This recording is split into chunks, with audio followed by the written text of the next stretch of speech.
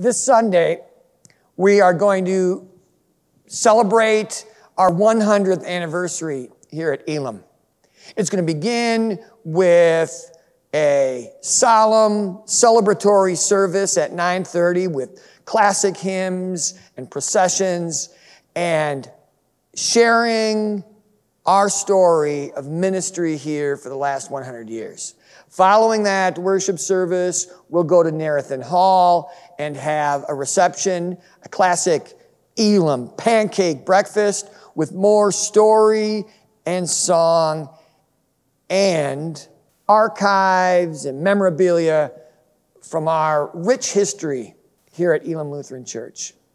I have been talking with and corresponding with clergy who have a history here at Elim. For example, Stephen Palo is a pastor in South Dakota. He grew up in this congregation. His father served this congregation in ministry. Carol Lundell is a former associate pastor in this congregation.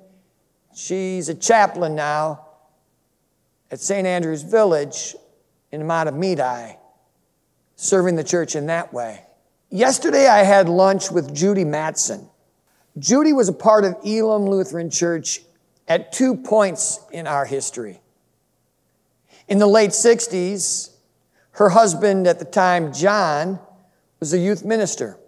Judy also had the unique experience here at Elim of returning to Elim after she was ordained in midlife and serving Elim as a pastor herself. She did so about 20 years ago. It was a delight for me to hear her talk about her experience of Elim and for her to be curious about what is happening now. We found parallels between the turbulent times in the late 60s and the challenges we have now with social turmoil, political controversy. But through it all, Elim has been a place for people to hear the good news of the gospel, for hearts to be opened, minds changed, reconciliation to happen, and for us to help each other recognize those moments in our lives, those moments of grace. I celebrate with you the way in which Elim has made a difference in the lives within these walls and outside of these walls, and how we've proclaimed the good news across the decades.